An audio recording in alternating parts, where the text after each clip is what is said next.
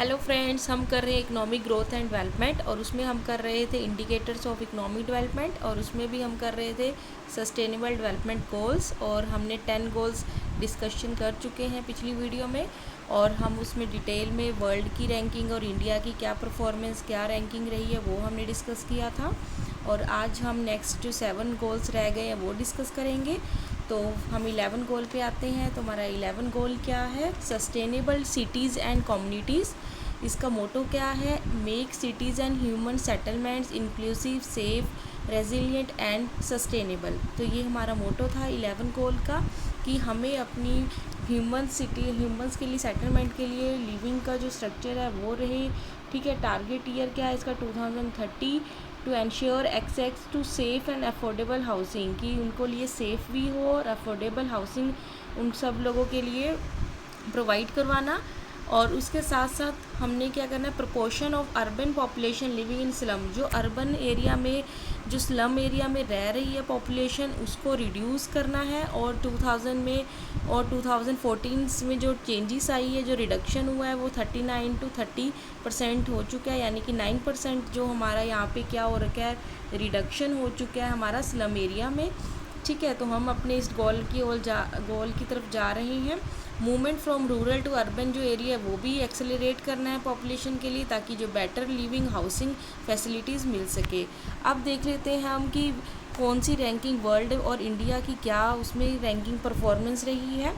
तो best living place in the world जो 2019 जो 20 में की गई है, उसमें वियना आपने देखा होगा करंट में, वियना नंबर 1 में टॉप में रहा है वर्ल्ड में।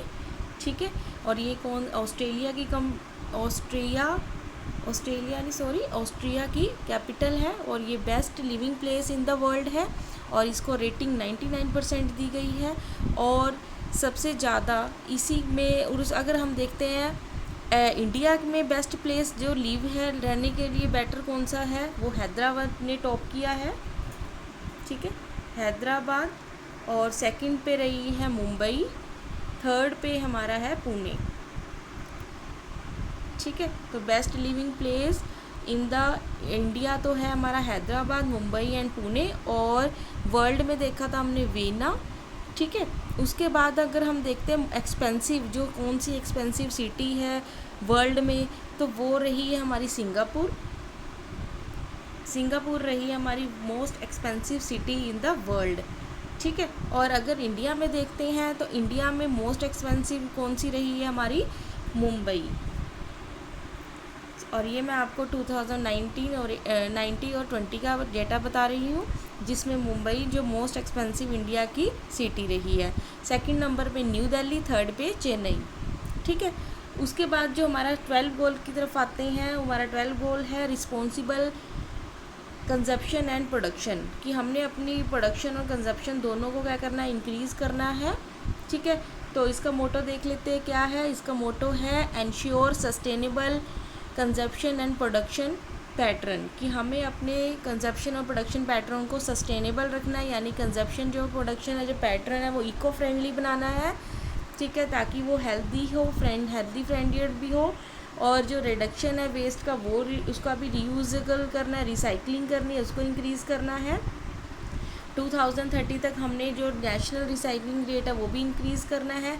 कंपनीज़ को जो शुड अडॉप्ट कर रहे हैं सस्टेनेबल प्रैक्टिस अडॉप्ट करने के लिए। ठीक है।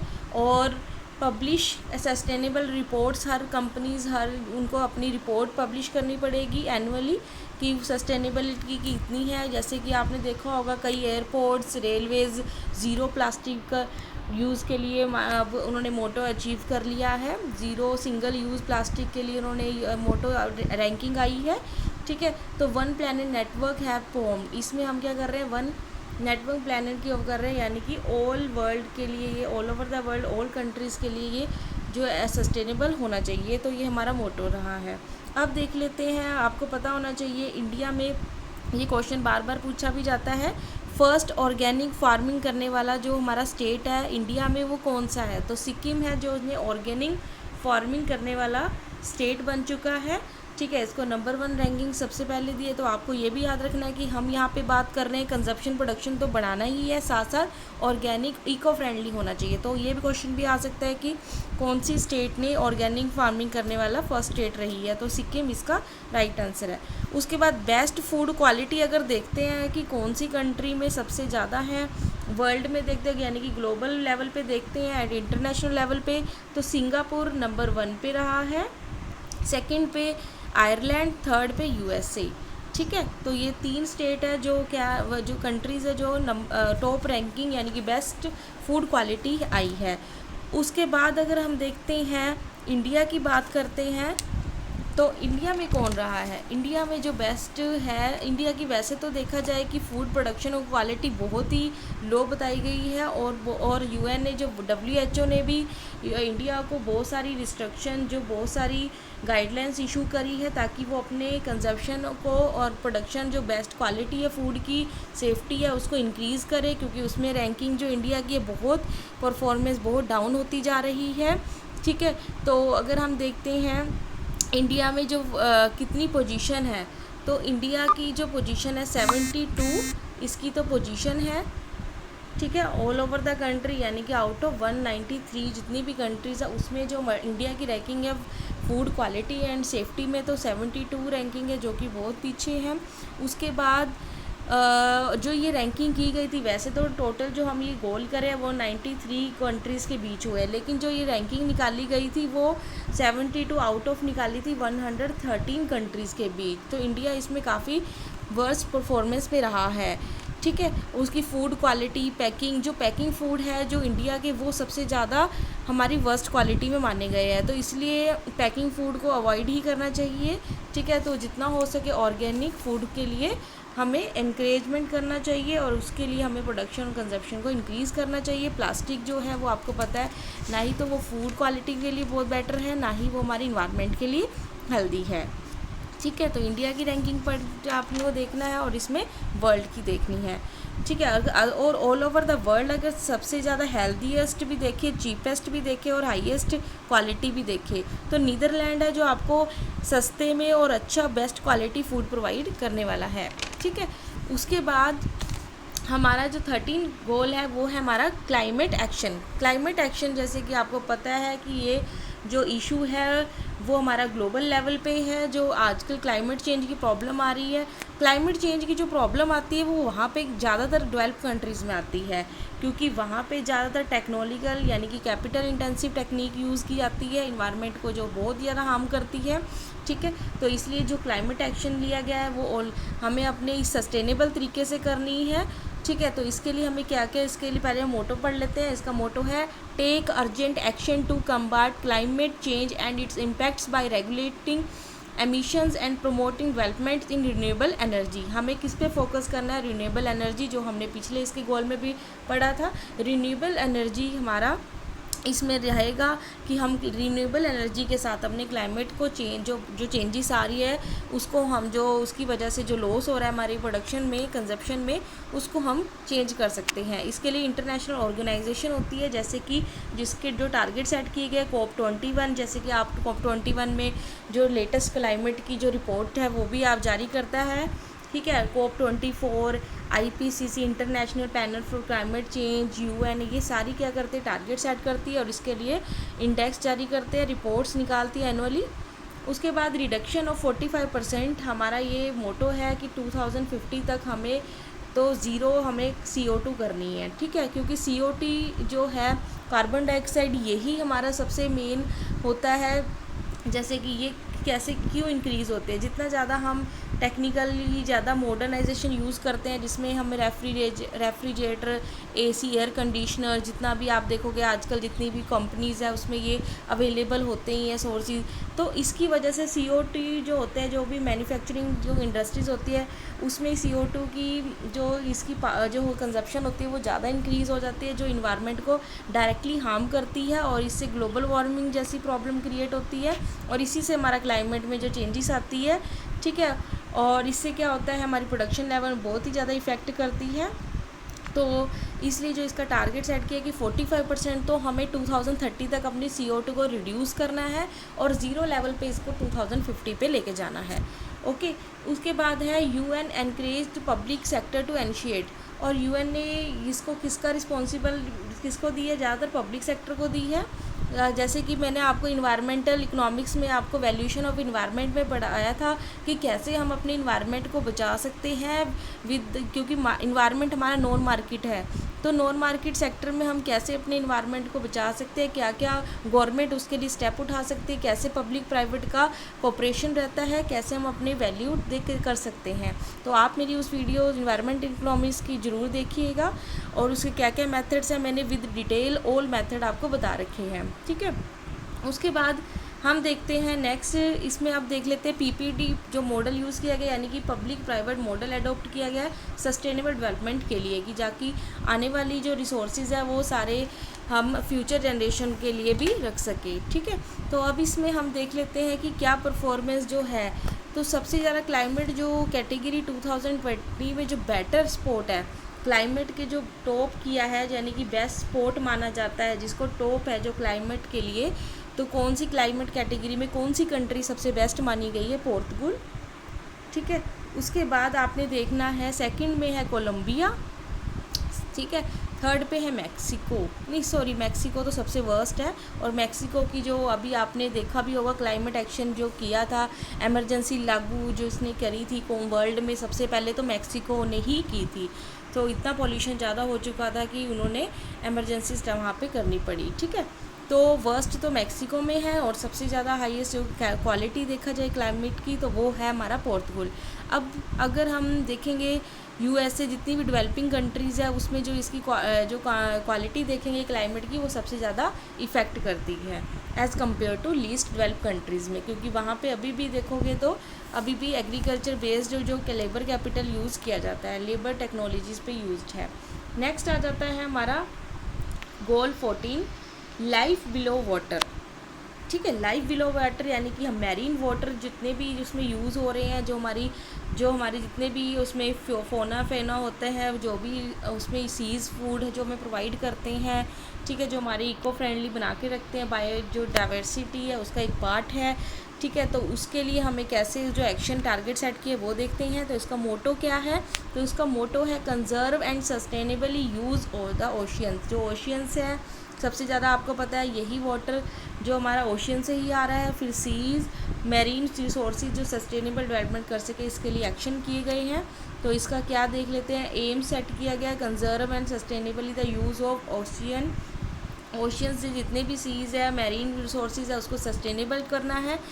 ठीक है, नेक्स्ट है प्रोटेक्टिंग मैरीन बायोडाइवर्सिटी, इसको प्रोटेक्ट करके रखना है। Anthropogenic activities taking place outside of the ocean, जितनी भी इसको जो ओशियन में आप देखोगे जितना भी वेस्टेज है इंडस्ट्रियल वेस्टेज वो सारा ही जो हमारी इकोनॉमी को हार्म कर रहा है, उसमें जो चेंजेस आ रही है वो देखेंगे। रिड्यूसिंग मैरीन पोल्यूशन, आप देखोगे हमें जो मैरीन पोल्यूशन है उसकी वजह से क्या हो रहा है, एसिडिफिकेशन हो रहा है, जो हमारी फेना है वो बहुत ही इफ़ेक्ट कर रही है, वाटर के जितने भी हमारे जीव जंतु है उसको भी बहुत नुकसान हो रहा है। तो इसको रिड्यूस करना है इस पॉल्यूशन को, और रेगुलेटिंग करना है फ़िशिंग के लिए।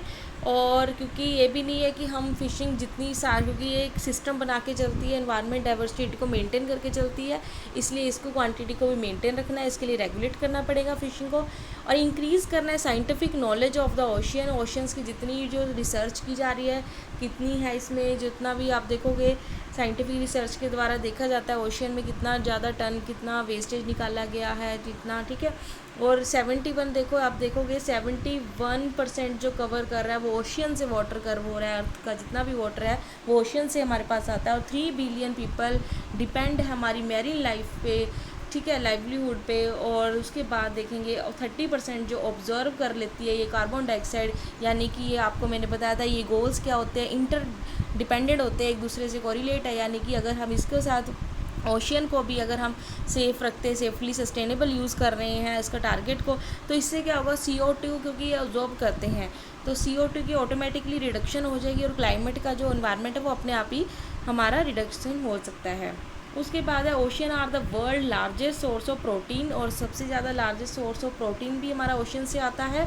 30% ऑफ द वर्ल्ड्स फिश जितना भी स्टॉक है वो ओवर एक्सप्लॉइटेड हो रहा है। तो देख लिए कितना हार्म हो रहा है हमारे, हम जितना वाटर है जितना भी उसके ओशंस में सीज में उतना हमें फ्रेश वाटर अवेलेबल नहीं है।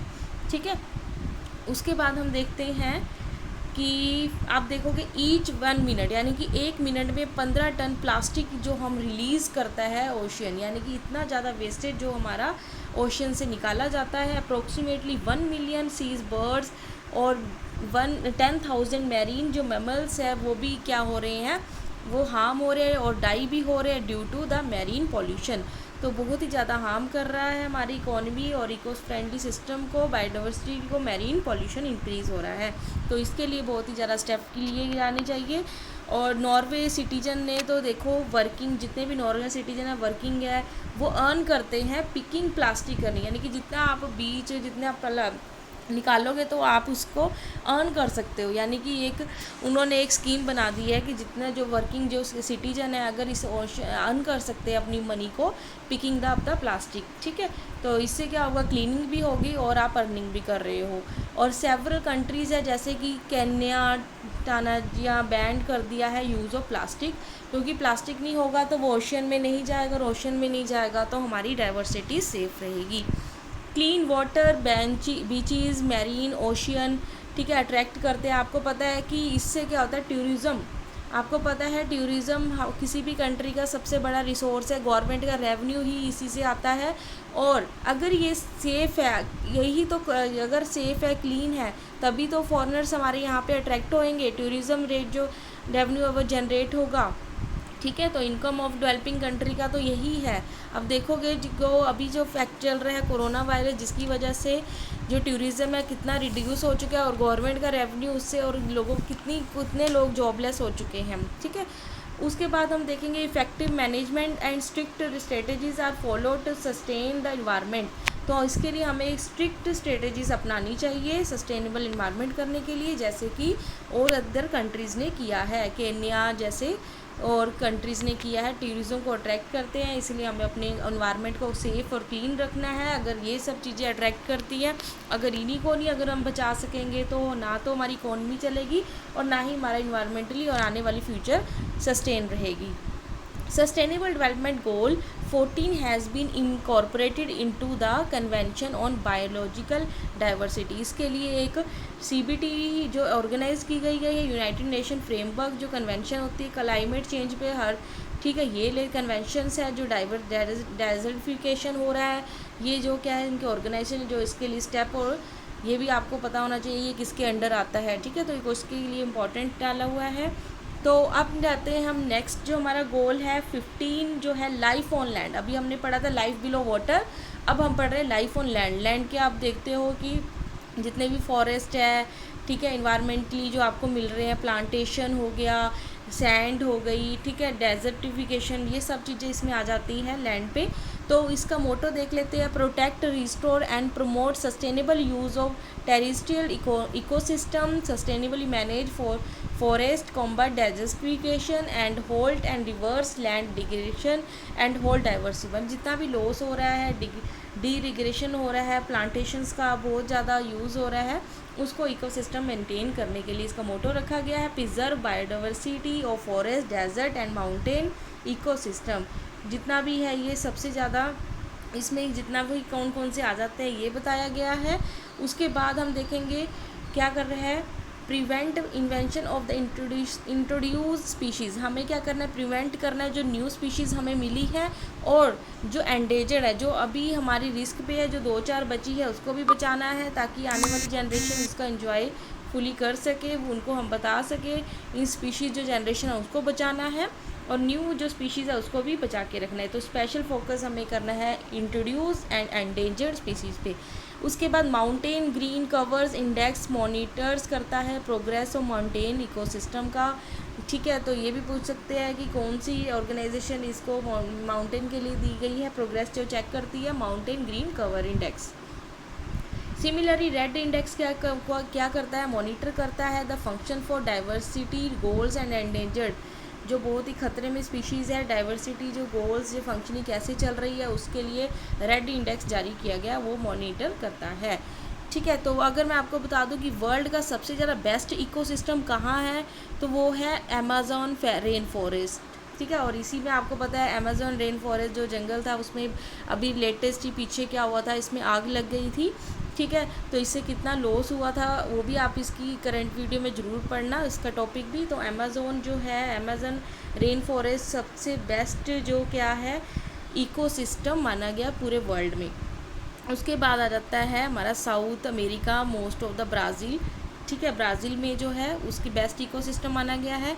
अब देख लेते हैं नेक्स्ट जो हमारा वर्स्ट सबसे ज़्यादा जो आप देखोगे कि कहाँ पे वर्स्ट परफॉर्मेंस रही है। जैसे कि क्लाइमेट में मैंने आपको बताया था कि ज़्यादातर डेवलप कंट्रीज़ होती है जो क्लाइमेट और इसको इफ़ेक्ट डालती है, इसलिए हमारा ऑस्ट्रेलिया, यूएसए ये सबसे ज़्यादा वर्स्ट माना गया। तो ऑस्ट्रेलिया इसमें नंबर 1 है, किसमें वर्स्ट परफॉर्मेंस में, किसमें आपकी इकोसिस्टम के लिए। ठीक है, अब नेक्स्ट गोल हमारा है peace, justice and strong institution.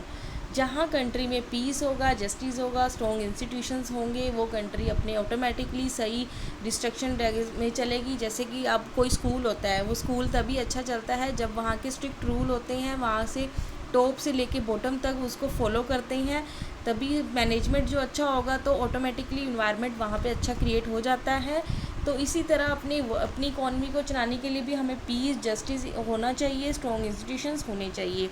तो ये प्रोस्पेरिटी फॉर हमारी इकोनॉमिक डेवलपमेंट के साथ इंक्लूसिव भी होना चाहिए। ठीक है, तो इसका मोटो यही है, promote peaceful and inclusive society for sustainable development, provide access to justice for all and build effective. हमें जस्टिस फॉर ऑल प्रोवाइड करना है, बिल्ड इफेक्टिव करना है। ठीक है, तो अब आपको पता होना चाहिए पीस यानी कि शांति मेंटेन करके रखना अपनी इकॉनमी में, जस्टिस यानी कि सबके लिए जो न्याय होना चाहिए वो बराबर होना चाहिए, इक्वालिटी होनी चाहिए, और स्ट्रॉन्ग इंस्टीट्यूशन होना चाहिए। जो लॉ ऑर्डर है वो जो होते हैं रूल रेगुलेशन, वो हर कंट्री में स्ट्रॉन्ग इंस्टीट्यूशन डेवलप करने चाहिए ताकि लोग वो जो अनब्रेक करे उसको, तो उसकी पनिशमेंट भी दी जानी चाहिए। उसके बाद आ जाता है गोल्स जो इसके लिए सेट करे हैं, जैसे कि रिड्यूस करना है वायलेंट क्राइम, सेक्स ट्रैफिकिंग, जो फोर्स लेबर है, बच्चों को अब्यूज़ किया जाता है, ज़बरदस्ती उनसे काम करवाया जाता है। यानी कि हमारा रूल जो कानून है, लेस देन 14 ईयर्स बच्चों को काम पे नहीं रखा जाता, फैक्ट्रीज़ है किसी भी।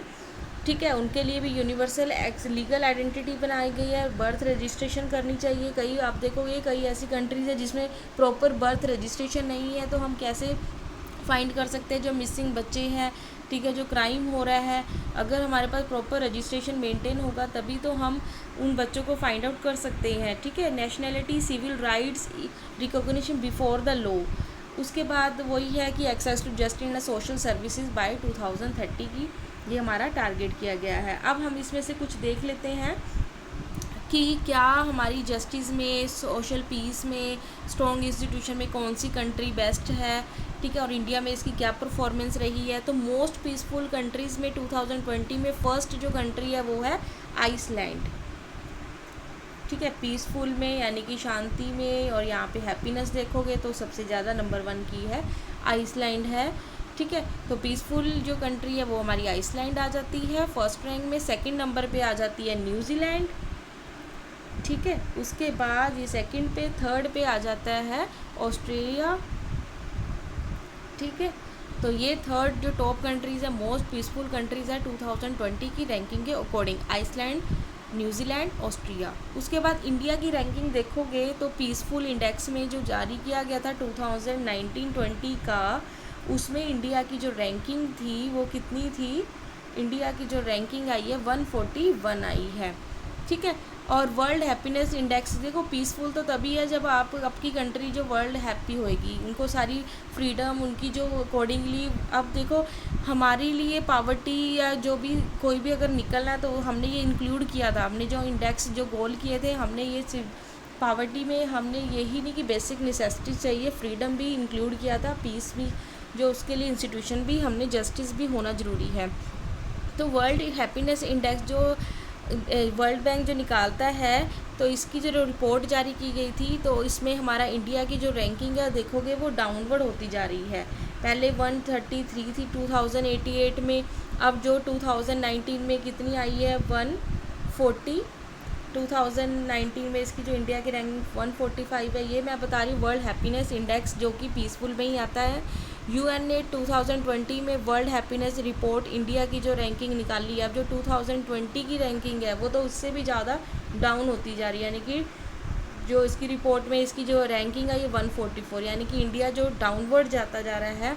आप देखोगे इंडिया में क्यों डाउनवर्ड जा रहा है, कितना पॉलिटिकल प्रेशर है, ठीक है। दूसरी तरफ देखोगे यहाँ की जो रूल सेटर्स है वो उसको कोई फॉलो नहीं सही से करता है, ठीक है। कितनी तो डेथ हो जाती है एक्सीडेंट से, और लॉ ऑर्डर भी जो है कईयों के लिए जस्टिस है, कईयों अनजस्टिस ही है, ठीक है। और जो रूल किसी को जस्टिस लेना भी हो तो कितने टाइम लग जाता है, ठीक है। तो ये सब चीज़ों के लिए देखोगे तो वर्ल्ड हैप्पीनेस इंडेक्स इंडिया की क्या, आपको इसके रीज़न तो पता ही है, तो इसकी रैंकिंग आपको पता होनी चाहिए। 144 रैंक आया है आउट ऑफ 156 नेशन में। तो देख लो कितनी वर्स्ट परफॉर्मेंस रही है हमारी हैप्पीनेस इंडेक्स में। और टॉप किसने किया गया था ये भी आपको ध्यान में रखना है, फिनलैंड है जिसने वर्ल्ड हैप्पीनेस इंडेक्स में टॉप किया है। उसके बाद अगर बात करें जस्टिस, बेस्ट जस्टिस जुडिशियल जो सिस्टम है वर्ल्ड में किसका बेस्ट है, वो है, हम जस्टिस की बात कर रहे हैं अब, वो हैप्पीनेस की थी। तो अगर हम जस्टिस में देखेंगे तो डेनमार्क है वर्ल्ड में सबसे ज़्यादा, सबसे जो सही रूल और रेगुलेशन जिसमें जो सबके लिए किया जाता है इक्वालिटी, वो डेनमार्क है। सेकंड में नॉर्वे, फिनलैंड, स्वीडन है। और मोस्ट कंट्री जो फ्री, और इंडिया में देखोगे कि रैंकिंग की जस्टिस ये तो थी टॉप कंट्री, ठीक है। इंडिया की जो रैंकिंग आई है जस्टिस सिस्टम में 2019 की मैं आपको बता रही हूँ, और 68th रैंक पे आया है हमारा इंडिया आउट ऑफ 113 पे कंट्रीज़ में, यानी कि हमारी यहाँ पे जस्टिस में भी जो ठीक ठाक सी ही है, ज़्यादा अच्छी भी नहीं है। उसके बाद अगर देखते हैं स्ट्रिक्ट जो कंट्री है सबसे ज़्यादा अपने रूल और रेगुलेशन के लिए, तो वो है हमारी नेबरिंग कंट्री चाइना। चाइना में आपको पता ही है कि रेगुलेशन जो लॉ है वो बहुत ही स्ट्रिक्टली होते हैं। तो स्ट्रिक्ट रेगुलेशन में सबसे ज़्यादा कौन सी कंट्री है, तो वो है हमारी नेबरिंग कंट्री चाइना। उसके बाद फ्री कंट्री कौन सी है, वो है न्यूजीलैंड, जहाँ पे लोगों को फ्रीडम ज़्यादा दी गई है। ओके, तो ये थे हमारे गोल नंबर 16 जिसके अंडर हमने इसके टारगेट, अचीवमेंट, रैंकिंग वर्ल्ड की पढ़ी है। अब हम पढ़ते हैं गोल नंबर 17 जिसका है पार्टनरशिप फॉर द गोल्स। अब देखिए ये लास्ट जो गोल्स है ये सभी गोलों का क्या है, इनके लिए सहयोग मांगता है। सभी गोल्स के लिए कहता है कि ये दोनों जो गोल्स है, जो ये सिस्टम है, वो ऐसा नहीं होना चाहिए कि एक जो ऑर्गेनाइजेशन बनाई गई है वो आपस में ही कंपटीशन करते रहे, एक दूसरे को आगे निकलने के चक्कर में अपने सस्टेनेबल गोल को भूल जाए, तो ऐसा नहीं होना चाहिए। तो इसका मोटो देख लेते हैं, strengthen the means and of implementation and revitalise on global partnership for the sustainable development, यानी कि हमें इसको स्ट्रेंथन करना है इम्प्लीमेंटेशन को, और इसके लिए हमें क्या रखना चाहिए, कंपटीशन नहीं करना है, एक दूसरे को कोऑपरेट करना है, और मल्टी जो स्टेक होल्डर है, जो नॉलेज है एक दूसरे को शेयर करने, क्योंकि ये क्या है डाटा जो आपके क्या है इंटर कनेक्टेड है, तो एक रिपोर्ट दूसरी ऑर्गेनाइजेशन को भेजी जानी चाहिए, शेयरेबल होनी चाहिए, सभी को एक्सेस कर सके, ऐसा कुछ सिस्टम होना चाहिए, पब्लिक प्राइवेट पार्टनरशिप मॉडल पे बेस्ड होना चाहिए, ठीक है। तो ये थे हमारे 17 टोटल गोल्स। अब हम पढ़ लेते हैं इंडिया की SDGs इंडेक्स, जिसमें इंडिया की, अब हम जस्ट इंडिया के बारे में पढ़ रहे हैं कि इंडिया में जो SDGs गोल को लेके क्या परफॉर्मेंस रही है, इंडिया ने क्या किया है अब तक। और तो हम पढ़ते हैं, फर्स्ट आपको पता ही है नीति आयोग जो होता है वो इस गोल्स की बेसलाइन रिपोर्ट तैयार करता है सस्टेनेबल डेवलपमेंट की, और 2018 में इसकी रिपोर्ट भी जारी की थी, और मैंने आपको बताया भी था हरियाणा जो थी स्टेट नंबर 1 पे आई थी अपने SDGs गोल को अटेन करने में। अब हम देखते हैं सारी स्टेट यूटी की अलग अलग परफॉर्मेंस, इन जो जितने भी जो टोटल जो हमारे गोल्स है उसमें क्या परफॉर्मेंस रही है। तो NITI Aayog has constructed the SDGs goals, ये तो आपको पता है, और इसमें से जो नीति आयोग ने अभी तक हमारे कौन कौन से 13 आउट ऑफ 17 गोल्स को ही लिया गया है जिसके लिए टारगेट से अचीव करने में, तो किसको छोड़ा है 12, 13 एंड 17 को, ठीक है। तो ये भी important question exam point of में से पूछ सकते हैं कि इनमें से इंडिया ने कौन सा SDGs गोल में कौन कौन से गोल्स को छोड़ा है, तो आपका ऑप्शन ये होना चाहिए, जिसको ध्यान में रखना एग्जाम पॉइंट ऑफ व्यू से इम्पॉर्टेंट है।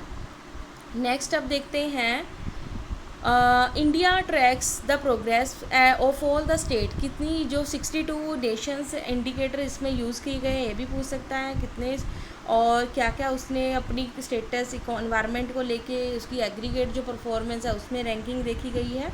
ठीक है, तो फर्स्ट हम देख लेते हैं इसकी हाईलाइट्स जो मेन क्या है। तो इसकी इंडिया स्कोर करता है कंप्यूटेड टू ईच स्टेट, और सबको इसमें यही है। मैं आपको इसमें बताती हूँ इसकी जो रेंज ली गई है 0 to 100% में ली है। 100% यानी कि स्टेट अचीव कर रही है अपने बेस्ट के लिए, और 0 यानी कि worst performance. Score into 4 categories में डिवाइड कर दिया, achiever, front runner, performer, aspirant. तो इसमें देख लेते हैं, अचीवर वो होएगा जिसमें SDGs गोल जो 100 हो जाएगा यानी कि उसने अचीव कर लिया है। फ्रंट रनर कौन से होंगे, जो होंगे लेस देन 100 बट 65 या इक्वल होंगे, किससे, आपके इससे, यानी कि 65 या 65 से ऊपर और 100 से कम होंगे तो वो फ्रंट रनर के बीच में अंडर आएंगे। परफॉर्मर में कौन सा आएगा, जो कि 65 से लेके 50 तक के बीच में आ रहे हैं, और एस्पेरेंट में आ जाएंगे लेस देन 50, यानी कि इनको बहुत ही ज़्यादा अचीवमेंट करने के लिए ज़रूरी है, इनको लिए ज़्यादा स्ट्रिक्ट पॉलिसी करने के लिए ज़रूरी। उसके बाद टॉप स्टेट देख लेते हैं SDG गोल में। अगर सारे गोल्स की बात कर रहे हैं ऑल ओवर द ऑल, ठीक है, टोटल गोल्स में जो बात अगर हम करते हैं तो कौन सी कंट्री ने टॉप किया, तो वो है केरला। ये भी आपको ध्यान रखना है टोटल अचीवमेंट गोल्स को अचीव करने के लिए। तो एक तो केरला है और साथ में हिमाचल प्रदेश है एग्रीगेट परफॉर्मेंस में। ठीक है, जब एग्रीगेट परफॉर्मेंस की बात आ जाए तो केरला और हिमाचल प्रदेश है।